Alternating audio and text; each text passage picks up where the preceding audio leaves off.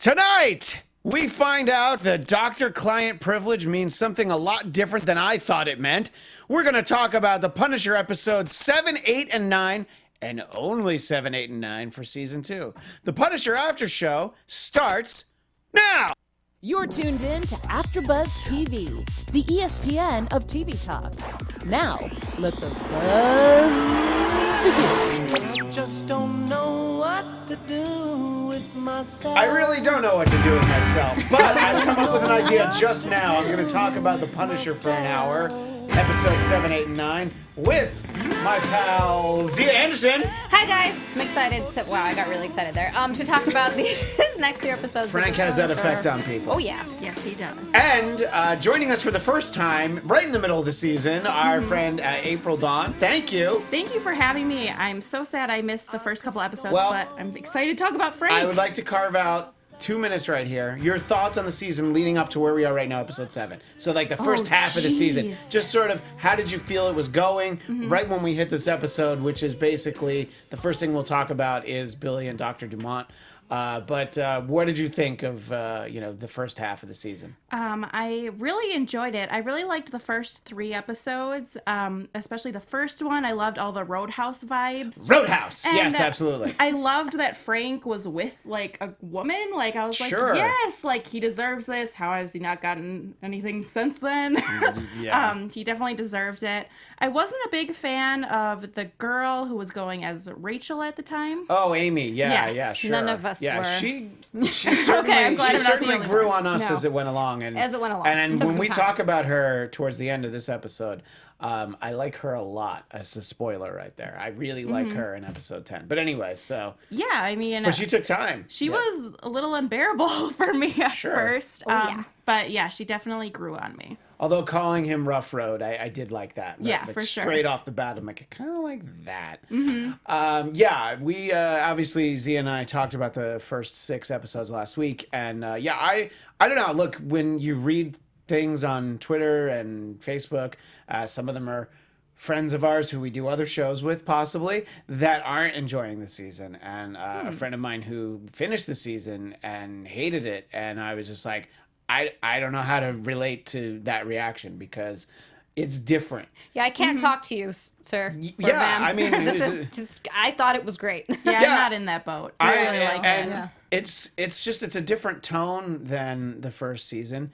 It somehow manages to be lighter and funnier, but not in a way that detracts from it. You know, No, and it I didn't think- turn into like the 1966 Batman. You Yeah, know? no. It's not that. No. It just you get little moments of it. I think with characters like Rachel and Curtis, who are just a couple. And you meet Amy. And you meet Amy, and that's I did meet Amy. Yeah. And also you get to see Turk, and I just love seeing him and everything. He We're always happy yeah, to see Turk. provides Yeah. some. He's the best cameo. comic I look relief. forward to him in every Yeah. every Marvel show. Marvel Yes. yeah. All right, well, so as I teased in the beginning, let's get right into Billy and Dr. Dumont because that's where we left things.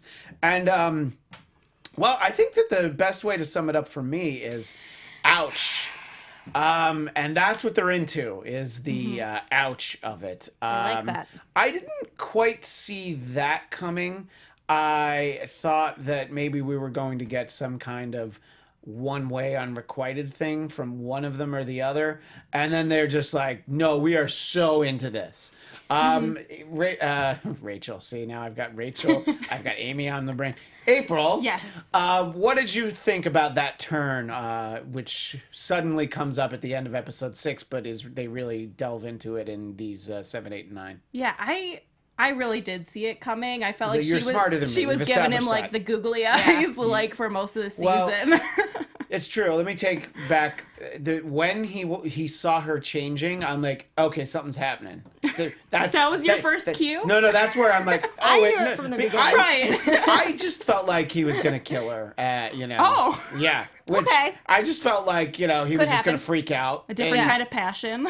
Well, no, I mean, like, he's just like, I love you so much, I'm gonna have to kill you. I can't even. So, and what this, one of the unfortunate earmarks of this season, Zia, has been uncomfortable to watch sex scenes. We had Frank and Beth in the first episode, And You thought that was uncomfortable? I wasn't a big fan of that. The marathon The way sex? they kept going back, I was just like, Frank, enough. Yeah. You It's been too long. Don't punish her. I think I said that in the first show already, but anyway. It's a new joke to me. See, exactly. It's new to you. But Xia, I don't know. Were you glad? Let's put it this way. I was glad that no one else was in the room while I was watching those scenes with Billy and Krista, Dr. Dumont. What are your thoughts on their whole effed up relationship? I mean, look, we're seeing even in the chat here, and this is exactly where my mind sort of went immediately, was Harley Quinn and the Joker. Yes, and I remember somebody mentioned that last week, Yeah. which is a great note. Such a good comparison. Incredible comparison, Because which it I is. hadn't thought of at that point. So. It's almost literally like the blind leading the blind, because Yeah. you get one psycho with another psycho and get them together, and it's like, oh, okay, good, yeah, this is going to be healthy. Harley was a therapist too, so Yes. that's like Yeah. spot on. Spot No, on. exactly. Yes. That's why I was so impressed by that. And she, she hides it well, is the thing, because, and just the way that they're into each other's injuries, I'm just like, I am not into that. I mean, they have something to bond over, sure. and I guess I can see maybe with something of how much they both like pain is, so they actually get to feel something other than Come touch my scars. yeah, Yeah. they get to feel Ask me about them. It's like, ew, having no, bonding stop moments. it.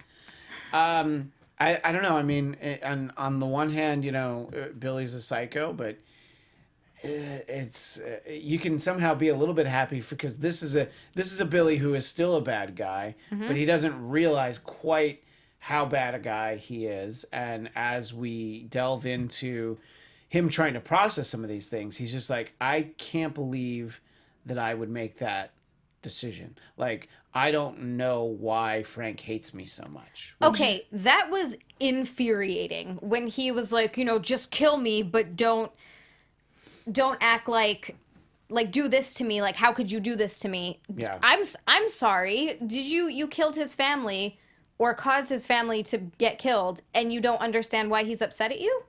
Seriously? Yeah, why he wants you to actually Seriously. live. Yeah, I mean, the point that Billy can make is the point that, the most legitimate complaint about the season is, his face needed to be jigsawed a lot more than that. And, He could still get it. Like, that's not That's true. jigsaw. Yeah, that's a great point. But so I think that, obviously Billy and Dr. Dumont, we will talk more about on our next episode, which will be tomorrow at 3:00 Pacific.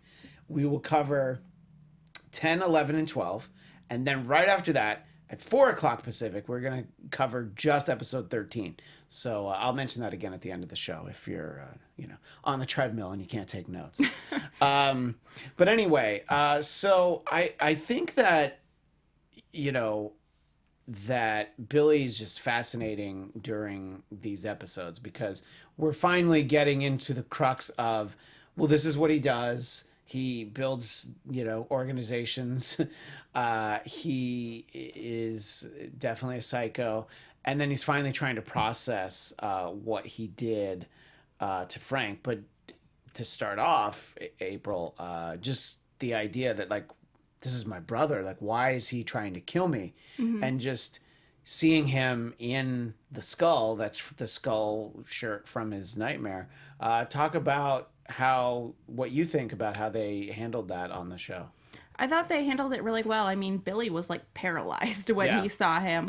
And I think they did a really good job of changing Billy as a character, where I didn't really like him in the first season, where you're not supposed to. And I feel more sympathetic for him. I mean, obviously this season he also kills people, but I still feel for him and what he's going through, losing his memory. I mean, he's in a lot of pain, Xia. Yeah. I mean, it's like we see that, and it's like, yes, we know all the things he did before and we know what he's capable of and some of the things we see him do this season, but it's like you can just the idea that he is having so much trouble just, being in his own skin and just in his own head. I don't know. What do you think? You think that? See, I don't get that. You don't get it at all? No, I have a hard time feeling sorry for him because he's such a selfish character. Sure. He's absolutely. And he does not care about anyone else. Every other person to him, he just uses kind of as a means to an end. All of the people that he's around, that sort of like group that he's building, I think maybe a little bit of it is camaraderie, but I think most of it is what he can get from them. Yeah, and they're expendable to him. I think he wants to be looked up to and admired by them. So it's a lot of like, here's some money, here's some girls, hang out, have fun. But if they die, he doesn't care. No, clearly.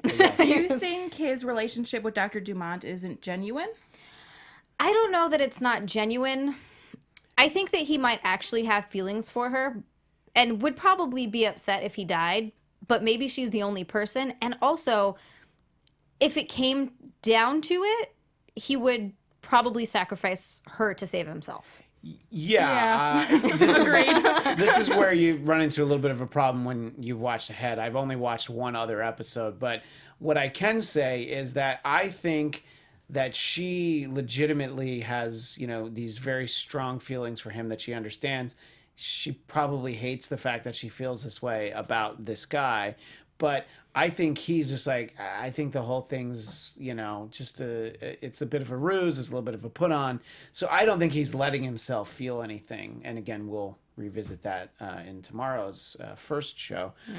We'll see sort of, where it gets to there. But I do think that she means something to him because if you look at all of his interactions with people, it's the only person who accepts him for who he is, cares about him, and is trying to look out for him and keep him safe. It's not, she's not trying to keep him in the apartment because he's such a delight to be around. It's because people are looking for you, right? And you're going to go to jail or worse. Frank will find you if you're out on the street. So I mean, I completely understand the way you're looking at it, Xia, because he is an awful person, but I felt nothing like that toward him in season 1, like April was saying. So let us know in the chat what you think about Billy this season. Yes, do have Black Magic in here saying he's sympathetic to his situation, but not him as a person because of what he's done or continues to do. Well said. Which, I feel like that's a... So during these episodes, we see the creation of Valhalla, which, doesn't sound as cool as you think it does. But I think everybody's just like, well, we've seen him just blow up and, shoot people. So we'll just tell him it's cool. And we'll just roll with it. Yeah, sure. But, he is definitely building this army. It is, I think some of it, he misses the camaraderie of being in the service. But again, he also is very clearly in charge of this army. So he wants to be the commander in chief of his psycho army. Psycho Brigade. Is this where we can talk about the bank robbery that they did? Yes, I did want to talk about the bank robbery. Okay, good. Go ahead. No. April's like, I've been waiting. That's when we really see the Billy Russo of season 1 take over because of just the detail. Everything is perfect about that crime. Everything is laid out. It's actually foolproof because, as we find out, they don't just have one person on the inside; they have 2. And were you surprised by that? I was. Okay, they got me with that. Let me guess, April, you knew it, right? No. Okay, because I was surprised that guy who pushed the button. I'm like, yeah, I probably would have pushed the button too. I don't want the grenade coming through the slot. That sassy old woman was like the best part. I loved her. Everything. Yeah. Yes. She's just like, it's not going to fit in the slot, dumbass. Yeah, that was amazing. When someone's pointing a gun at you and you can call them a dumbass, props, lady. And I thought it was good writing and a great surprise that he doesn't just out of spite shoot her because she was so sassy to him. I like that he looked at her and he's like, you're a crazy bitch, but I think I like you. Yeah. I was just like, yeah, because he's crazy. But, I think there's some respect of standing up to him, so what did you specifically want to say about the I just want to talk about that sassy old woman. She's great for the lady. I have her in my notes, too, of just being like, oh, my God, I love her so much. That was amazing. Possible spin-off? Nah, there won't be any new shows. But I'd like her backstory. I want to see more. I want to see her the next day or whatever. She's been through some stuff. Yeah, and Billy has the training figured out. The idea that everybody needs to be replaceable, which turns out to be important. Jake. Oh, Jake. Yeah, you know, just couldn't sleep one night without getting a fix. Well, I mean, he couldn't sleep even if he had his fix. Like, Yeah, that's there's true. just He was no sleeping He with. was having a problem. Yeah. Yeah. So that's, you know, really starting to ramp up in these episodes. Again, another thing that we'll talk about tomorrow. But let's talk about Billy going to Agent Madani's apartment. Ooh. And I thought that was a really intense scene. April, what did you think about that encounter? Yeah, I agree, but my issue was it feels kind of uncharacteristic to me for Billy not to kill her. Like, it feels like, oh, she's an important character, they can't kill her. Because earlier in the season, he kills that one guy when he's sitting at the table, his old counselor. Right, the guy who tried to molest him, though. Yeah, so but there's... did he remember that? Yeah, that's why he went there. remembers everything through being in the service. I don't think he has any problems with his memory up until, I don't know, let's say 5-10 years earlier. I don't know what the time frame is. Yeah, he went there because, and the reason Frank knew that he would be there is because he knew that would be an old grudge that he would have.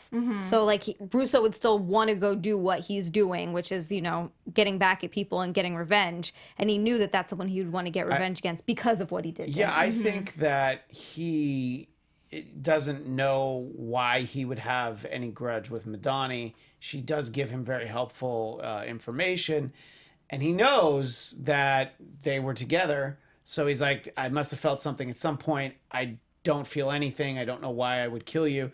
And, you know, he says, like, I'm going to leave your weapons downstairs, but, you know, if you come after me, I'm going to kill you. So he's like, give me a reason to kill you, I'm going to kill you. But right now, like, I got exactly what I needed. And also, it's probably a little tough to process, you know, because we see that, you know, Billy might have some issues with digesting information. Well, many issues, but that in particular. So yeah, I mean, I thought it was a great scene. I thought they were both great in it, and you know, the fact that we see her put down her gun before, you know, he comes out of, you know, so we know she doesn't have it. And then he knows where the backup gun is, because we all have the backup gun in the cabinet. course, yeah. Why wouldn't you? Zia has 3. Yeah, I was just going to say, I've got like 3. Yeah, but 4 would have been ridiculous. So, yeah. Too many. Yeah. So yeah, I mean, I thought that was one of the high points in the season, because she's just like, oh, you want to know what you did? Yeah, I'm going to tell you, because she knows how much it's going to mess him up. It's like, oh yeah, you know, just you know, helped the people who killed his family. That's all. You know, and they were your family too, jerk. I still don't understand how he's still for any reason upset at Frank after learning that information. But it still just goes to show that no matter what, his character is still the same. Yeah, he's still the same guy. I get it. Yeah, he's still. What? Yeah, Billy Russo always puts Billy Russo first. Yeah. You know, so I think that he's just like, you, but I'm me. Like, come on, we're like brothers, aren't we? Black Magic actually has put a great quote in here that I actually wrote down as well, where Madani says, "You use me," and Billy says, "Doesn't mean I didn't like you too." Yeah. I like that too, because, and I think that in this point he's still just really trying to figure things out. He's like, I don't know if I liked you too, but it's possible. I didn't realize they were, you know, dating or whatever they were doing for a year. Yeah, I think it was that long. That it had been going on before the season started in season 1. I see. And then we find out that they're together after we know who Billy is. And then there's a kind of a reveal. So I think that they had been together for a while. I didn't remember it being a year, but I do remember it being for a while. Let's move it along to Curtis, who we get to see a lot of Curtis in these episodes. I have such a soft spot for Curtis. I just love him. He's a great character. I'm so worried for him throughout all of this. I'm always like, oh God, please don't kill Curtis. I know. That's my thought every episode. I'm like, they're going to kill him. They're going to kill him. I know. And it's just like, he gets into these situations, and again, we'll talk about something from episode 10. He gets in these situations where you're like, well, Curtis, it was nice knowing you. You know, it's you did some good work. I know. You know? And the interesting thing is, like, he understands the importance of getting Billy Russo off the streets. There's also kind of like Frank, he has a very personal stake in that. But Zia, were you surprised that he was so cool about, like, yeah, so this guy Jake's gonna know, so you totally mess him up, like, whatever it takes. I was a little bit, because that's kind of very uncharacteristic for Curtis. Yeah. And you see his caring side come out Yeah, in that you know, situation. he takes the knife out of his hand. Wraps it up. He stops Frank from going completely ham on him, because you know that Frank would destroy him. Well, that's also like Madani actually drags him out into the hallway. Yeah. You know? And I think that, that probably saved his life at that point, because, I agree. we'll delve into the Frank aspect of that a little bit more. But that was surprising. But obviously, Curtis shows how useful he is in these episodes because he takes out the sniper. But also, Curtis and Frank both have the same problem. And Frank realizes that Billy just doesn't know what he did, so he has that hesitation. Curtis also hesitates. I find that to be very believable, because as much as they hate this guy, they have so much history with him, and they're like, oh, wait, right now he's kind of like the guy that we really liked. And it's just for a second. Unfortunately, that's all he needed. But did you find that believable, April, that they wouldn't kill him given the opportunity? Yeah, I think that they're trying not to kill people if they don't have to.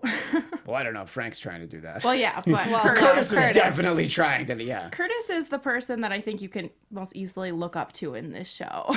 Agreed. He's like the best man. Yeah, if there's anybody you're like, if my kid grows up to be someone on this show, it's gonna not be Billy Russo, Frank Castle, Amy. Definitely not John the Pilgrim. Dr. Dumont. No. I don't know. Raffi, we don't really know him, so maybe. But I think they're all caught. All those CIA types are caught up in some bad stuff. So. Yeah, Curtis is kind of the only good person. Yeah, he really is, and even he lets this guy get tortured. Mm-hmm. He does. But I think that's one of those things where he doesn't like it, but he figures if he's there, he can stop Frank from going too far, or at least kind of keep. Well, I think that's why he's in the room. Yeah. Otherwise, that he knows that Jake's not going to get killed in this interrogation, but Frank might not have known that. He's like, I'm going to have to kill it out of him. Yeah. Kill the information. I actually do really start to feel bad for Jake at one point, too. Because at first he's kind of an infuriating character, but at the same time, he's been through so much. And the drug addiction hit super close to home for me. So that was a little bit hard to watch. And it was just, I at some point started to be like, oh, this poor kid. You feel so bad for him. Mm-hmm. Did you feel bad for Jake? Not as bad. I have a personal thing there, so that's probably why. I felt bad when he's got the knife in his hand to the table, because that, let's just say I don't know from personal experience, but I gotta guess that hurts. I'm going way out on a limb that does not feel good. And so as we talk more about Curtis, not only does he have that questionable behavior, he also pulls a gun on Mahoney, and I don't know that he's the kind of guy that ought to be pulling a gun on a cop, but obviously he's got to help Frank get out of the situation. What do you think about the fact that Curtis has to make these tough choices, April? It's conflicting. You can see he's obviously a really good guy, but he wants to help out Frank as much as he can. And I feel like he just gets roped into these situations and just keeps going along with it as best he can while not trying to go against his own values, which is very hard when you're working with Frank. Yeah, I think you have to, your values have to be a little flexible when you're working with a guy who is known as the Punisher. But he definitely would never hurt Mahoney. I don't think he would ever actually shoot to kill in any sort of way. And I don't think he would have even hurt him as much as Frank did. Yeah, just Frank knock hit him his in the head head. into the dumpster. Yeah. And I like Mahoney a lot, actually. I think he's a Mostly great character. because he's friends with Foggy. Because he's of course. Foggy's buddy, duh. But he does start to, in these, these past couple of episodes, next couple of episodes, starts to annoy me being on his high horse a little bit. It's a lot of I don't care about your CIA stuff. And you're like, all right, calm down. And what I found was a problem, and I actually wasn't planning on talking so much about Mahoney, but no, it's relevant because Madani makes the point, is like, yeah, you can go after me, but then, you're going to be writing parking tickets in Rockland County. And he's still like, next time we're going to do this at my house. I'm like, did you just hear what I said? We're the CIA. Sure. Go ahead. Bring me in. And see, the stuff that I know is going to take down too many people. Everybody's going to look out for me. Everything's going to be fine. I probably have to sell out Frank Castle, but, he was told to leave town several episodes ago. Well, Madani had to lie to keep her job, and she had so many higher-ups at the CIA backing her on it and telling her to do it. Which we'll talk about Madani in a little bit, but I did think that was a great scene when we see her actually giving her testimony, aka the fairy tale that was submitted on the record. I want to talk about how great Curtis is with Amy. We'll talk about that. We'll talk about that when we talk about Amy. But I thought those scenes were great. I don't think we could have possibly had more of them together without it being like, what is the show about? Weird. But I really liked watching them together. I thought that they had a good dynamic, and I love that she almost blew his head off. I love his reaction to that too, because he's just like, "Oh my God, what if you like you could have killed That's me?" what Frank told me to do, and she's like, "Of course he did." Yeah. I mean, and Curtis is like, "Of course he did." But we'll talk next about Frank. But before we do, Xia has this important message. I do. Hey guys, before we move on to our next topic, which is obviously going to be Frank, we just want to say thank you so much for making us the ESPN of TV Talk and for helping us to to grow. We could use your help. If you're on YouTube right now, hit that thumbs up button and subscribe. If you're on iTunes, please give us a 5-star rating, because 1 through 4 don't work. It's only 5. No matter where you are, leave us a comment so you can get involved in the conversation. We always love that. I love chatting with you guys. I've gotten so attached to our chat, seriously. And thank you so much for being a part of AfterBuzz TV, because it's meant so much to all of us, and we really appreciate you supporting us in what we do, because we get to do what we love here. We get to sit and talk about shows that we love. It's seriously so much fun, and we appreciate all of the support that we get from you guys. Yes, and it's a great excuse. We love you. It's a great excuse to watch as much TV as we do. It's like, no, I need to. I have to watch this. I had to tell my wife, like, no, I have to stay up and watch 3 episodes of The Punisher, which turned into 4 episodes of The Punisher. I was like, I have to stay. Like, I need to stay up and watch it tonight. No, it's true. I had to, in between shows today, go watch another episode, but I was like, but I have to. Yeah, well, hey, we all know how Jake It's the feels. price we pay. Yeah. Watching TV All is this work. that's like if I were in that warehouse with Billy Russo's army, I'd be like, I can't sleep. I gotta go watch some TV. Right. I have to watch I TV. gotta go. Let's talk about Frank Castle, aka the Punisher.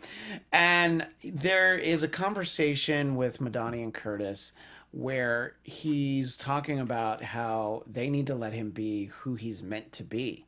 And I feel like that's the point of his character, but that's really the point of the season. It's like, just let me do what I do. I'll take care of this. You can feel however you want about it, but I'm the one who's going to do it. I'm going to be fine. April, what do you think about sort of the weight of that conversation and that statement of like, this is what I do. He even explains it like that to Amy. It's like, this is what I do. I'm this guy. Just people got to let me do it. Mm-hmm. Yeah, I mean, I think it's become pretty simple for Frank. That's the whole motto of the Punisher. He kills and just keeps doing it and doing it. But it is hard for those people who are new in his life, like Amy, who is struggling with that and being on the run. And I mean, that is Frank Castle to me. Like, that's what I expect from him. Right. Yeah. I definitely think that, this is all he can be. And what I'm enjoying is there are moments of levity, him joking around with Curtis, and we get to see a little bit more of the human side of him in this season than I felt like we did in the first season, so I don't know, it makes him more likable. He was always like a guy where you're like, yeah, hey, somebody stands up to criminals who would get away through the system. It's a great conversation to have, but he's a guy that, you can feel good about, but he's like actually more likable, despite the fact that he, takes like a 16-year-old girl and zip ties her. But again, For her own good. because she was going to run away. Yeah. She was trying to be crazy. What do you think, Xia, about this idea that just let Frank be Frank and everything's going to be fine. It's when you try to stop Frank from being Frank that there's a problem. And I actually kind of agree with that. I know that it's hard because, and this is coming from Krista, which is crazy because she's insane, but she does make a good point in this one particular thing. I can't say words. How does any one person get to decide who lives and who dies? But it seems like for the most part, he really does live by this code. He really only, I mean, it's murderers, it's child rapists, it's, all of these people. And they make the point, Madani makes the point, it's like, oh, he would never kill a cop. And Mahoney's like, oh, really? He has a line. I'm like, well, and she's like, well, yeah, he's not going to kill a cop. Has he ever? Right, exactly. And the fact of the matter is he hasn't. He hasn't killed civilians. He wants to... If he went in, he could do things a lot cleaner, too. It's always becomes a big mess, and there's some sort of collateral damage when, again, they try to get involved. You're like, just let him... When the system needs to get involved, when something needs to be done by the book, when it's like, and we got to bring him in alive. Out. It's like, no, we can't bring... Never works out. Look what happened last time. I just dragged Billy Russo's face through a mirror and didn't kill him, and look where that got us. Exactly. If Frank just got to do what he needed to do without any interference, his show would be like one episode long. He'd go and kill them all. No, both seasons. Yeah, it would just be one episode. And it'd be like, all right, I guess I'm going back to Michigan to hang out with Beth. Because I do really love when those scenes come up where just the one, for example, is when he's walking down the street and a bunch of guys, it's right after the bounty's put on him, a bunch of guys come up behind him, and it's just like, oh, you guys are so stupid. Mm-hmm. He's so fast. I love that scene, actually. It's in my notes because it's like, the guy's like, what are you going to do? There's 6 of, and before he even says us, Frank has already taken out 3 of them. Yep. And then he just gets the other ones, and then, gets the last guy to find out that there's a $5 million bounty on their head. I mean, I'd probably call in Frank Castle, and be like, although I don't want him to know I did it. So you know what? No, I wouldn't call in on Frank Castle. But I could see how somebody's like, it's not like, oh, is this $600,000? No, it's $5 million. $5 million is a lot of money, but honestly, I don't think that I would risk it with Frank. If I knew Frank's reputation, I'd be like, I'm good. Yeah. Is $5 million worth my life? Probably not. Well, no. I mean, as those 6 guys found out. No. Can I talk about just a scene before that when he cuts off that dude's thumb? Yeah. I loved that so much. Well, look, he knew that he needed to open the phone again. So he's like, I got to take this guy's thumb with me, and I like how he shows the bartender. He gives it to he just puts it in the drink in front of the other guy. So that's a very Frank thing. It's like, I need this dude's thumb. And he just pulls it out so nonchalantly too. Yeah. It's just like, just needed his thumb. What? There was a great scene where we don't even see much of it, but just the fact that, and Frank summarizes it as, I needed some advice. He goes to visit his family's grave. And for me, it's reminiscent of when we first met Frank Castle in Daredevil Season 2. There's a scene with Frank and Matt in a cemetery that has always stood out for me as being just some of the best television, best acting, best entertainment ever that I've ever seen. And I was just like, oh yeah, there's such weight to the fact that Frank's there in the cemetery and he has this conversation with his family. What did you think about that, Xia? The fact that, that he, regardless of everything that's going on, he takes the time for that because he needs it. I think that it was nice that we got to see that. I feel like it kind of is sort of refocusing and recentering for him in that way. And it's also nice to see that he hasn't completely forgotten about his family through all of this because there's been so much going on. And you see him, he seems kind of okay in the beginning of the season, and then he gets pulled into that Billy thing again, and he starts to lose his mind. And I feel like every once in a while, he needs to go back and remember his family. Right, he remembers why he's doing it. Yeah, I think it definitely grounds him, and I think that it's why he shouldn't be out there alone on the road, just driving around in the battle van, looking for trouble, So let's talk one other point about Agent Madani, who we've kind of already talked about a lot of her main story points from these 3 episodes, is this interaction she has with Mahoney, though, the fact that she does call him to tip him off about the check cashing. Why do you think, Xia, that, because that didn't really help the situation. No. It actually got several police officers killed. But what do you think? Why do you think that was important to her? I think that mostly it's because she's struggling with the decision she's making. She feels like, especially after Mahoney kind of grilled her, she feels like maybe she's a bad agent or a dirty sort of cop if she doesn't help out and try to stay on that path of, that she basically took an oath for. I mean, I actually don't know if CIA or Homeland Security take oaths for that. I think any office like that, you raise your hand and take an oath, right? Yeah. And I think that maybe she's starting to feel a little bit guilty, so she's kind of struggling with that a little bit. And she felt like maybe by doing that, she'd be doing the right thing, and it might sort of redeem some of her past actions because maybe she feels like she's letting Frank run a little bit of amok because he kind of is. And to some extent, that could be the Hail Mary of just be like, you know what, let's one last time try and just get Billy Russo taken in so that he doesn't get killed. Because it's like, I hate the guy. I know what he did to me, but he should have to live with what he did, even though he doesn't remember it. So we'll talk a little bit more about Agent Madani tomorrow because she has a new best friend, her little wine buddy, which we see at the end of this episode. That's why I'm mentioning it. They do a little backtrack. So let's talk. Someone else that we are going to talk a lot about in tomorrow's show is John/Richard, a.k.a. the Pilgrim. Who, Robbie. Robbie. Yeah, I said Richard. Yeah, you're right. It is Robbie. Who short for Richard, though? Knows that, if you say, his buddy whose name is Anderson and the guy who basically hires him is like, why don't you open up some of your New York contacts? I'm pretty sure that's a bad idea. And a slight teaser for episode 10. Oh, it's a bad idea. But we even see at the end of this episode, it's like, he's got a lot of friends back there, So, what are your thoughts? Now, Xia, you've watched a little bit ahead. I've watched one more episode, and I know, April, you've seen further. But put yourself in the situation where watching episode 9, and, he's in the hotel. He's got the picture of his family. He's just, laying there. He's clean at that point, He's just waiting for the phone to ring. What is your read, April, on the Pilgrim at that point? I am just not a fan of his character in general. Sure. I don't find him that interesting. He's kind of weird and mumbly to me. Yes, both of those things are absolutely true. Sure, yes.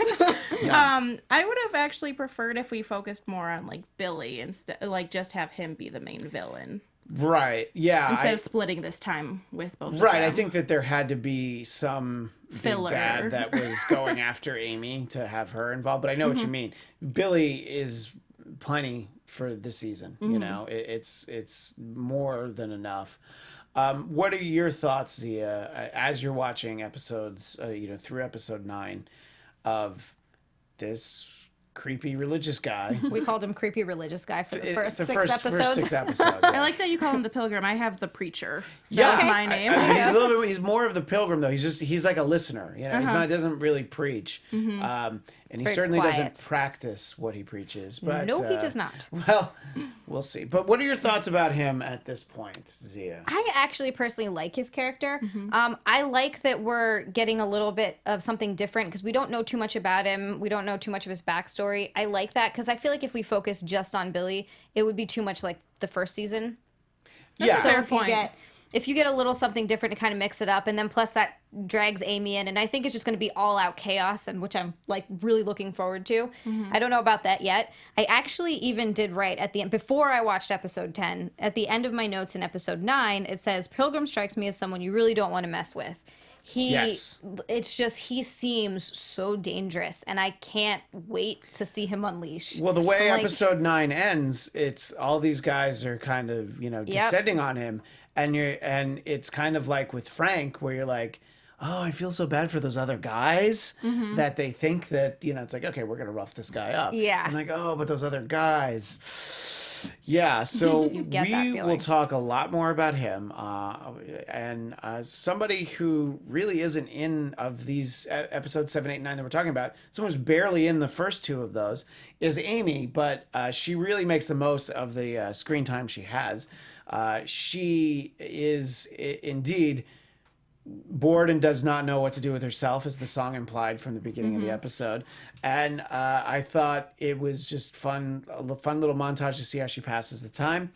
I really liked the moment where she thought it was a good idea to try and disarm Frank Castle and didn't end up killed, you know. But I love the way Curtis explained it, and that's such a great part of his interaction with her. It's like, look, him yelling, that's not about you. That's about him feeling so bad about the fact that he almost killed you. Like he was this close to just, that was his reaction.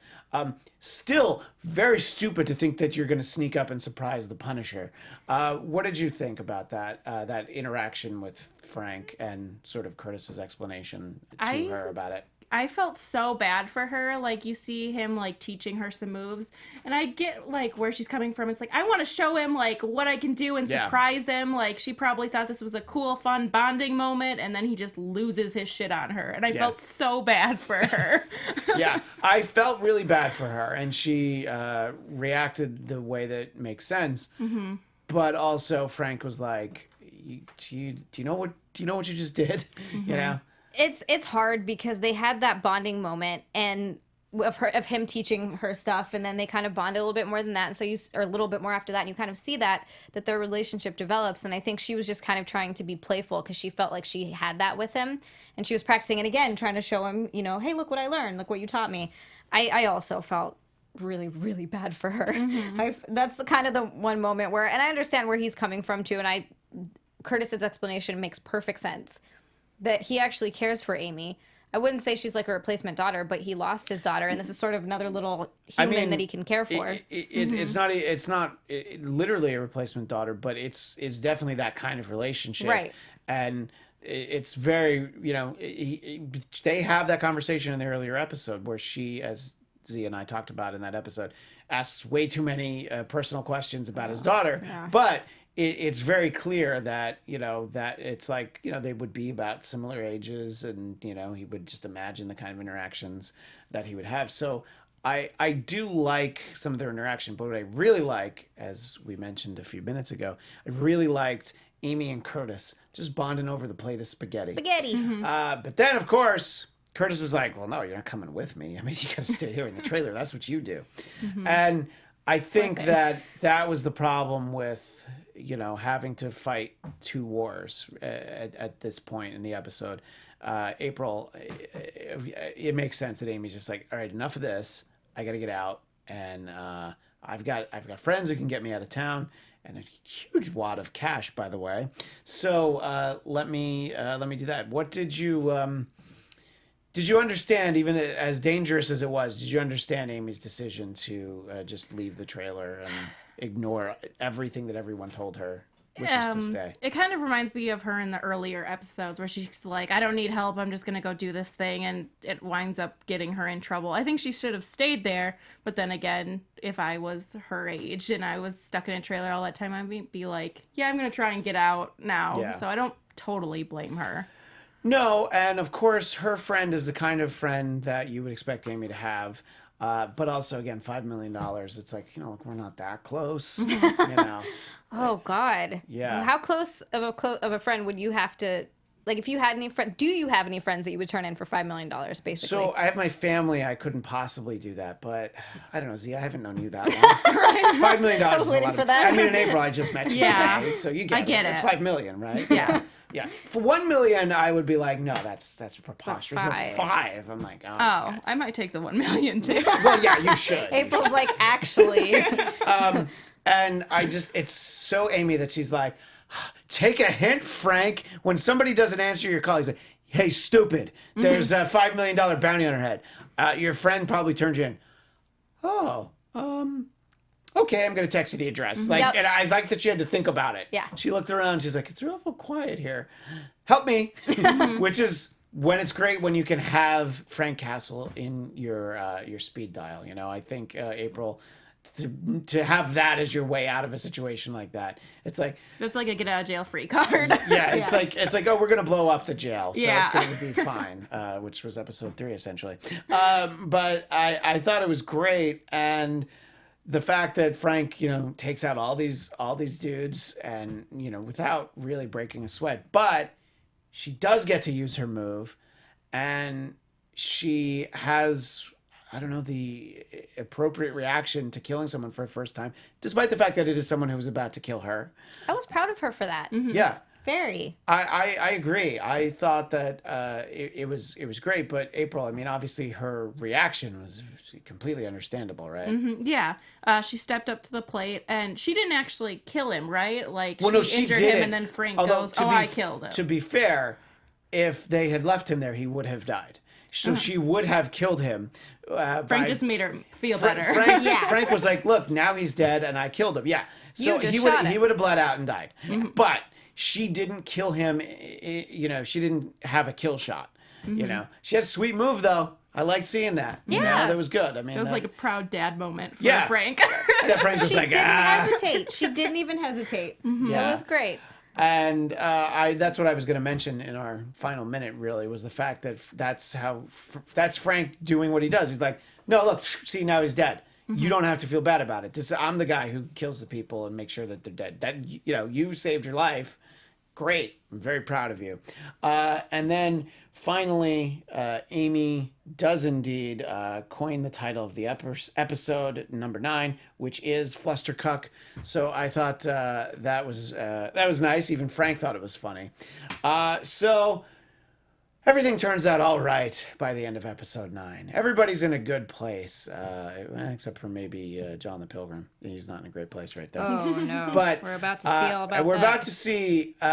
It's about to get real when we talk more tomorrow, as I mentioned, at 3 Pacific, 6 Eastern. We're going to talk about episodes 10, 11, and 12, and then immediately after that, we're going to talk about just episode 13.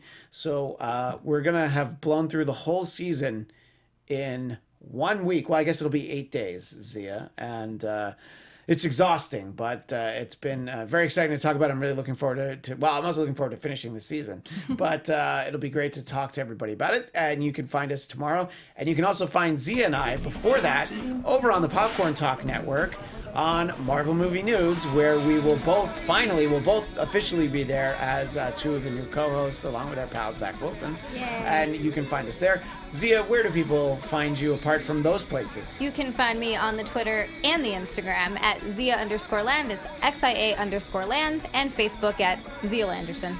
And April, where do people find you? You can find me on Twitter and Instagram at April13Dawn.